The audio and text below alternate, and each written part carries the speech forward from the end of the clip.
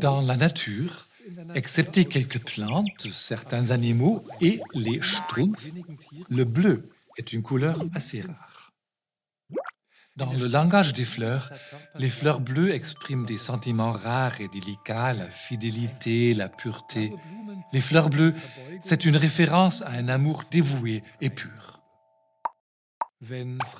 Mais quand Français et Allemands entendent la fleur bleue, die blaue Blume, ils pensent à des choses différentes, même si l'expression dans les deux langues remonte à la même source.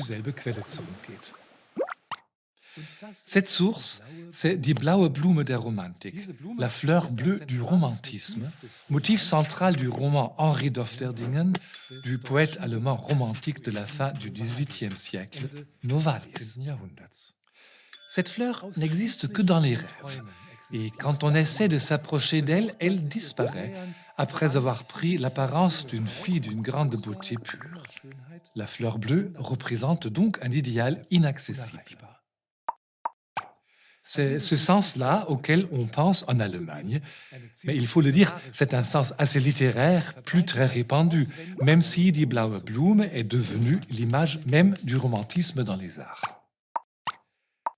En France, par contre, on utilise encore le terme fleur bleue.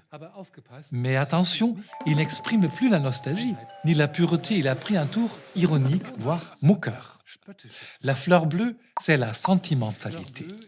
Quelqu'un qui est fleur bleue, c'est quelqu'un de naïf, qui croit tout ce qu'on lui raconte en oubliant son bon sens.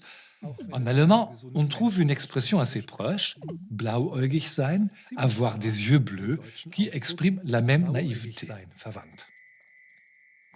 Finalement, être fleur bleue, c'est adhérer à des espoirs peu réalistes, continuer à croire au bien dans le monde, malgré tout ce qu'on sait de la réalité des choses. Nous sommes donc assez proches de l'idéal romantique, cette conviction qu'il doit y avoir un monde parallèle au nôtre.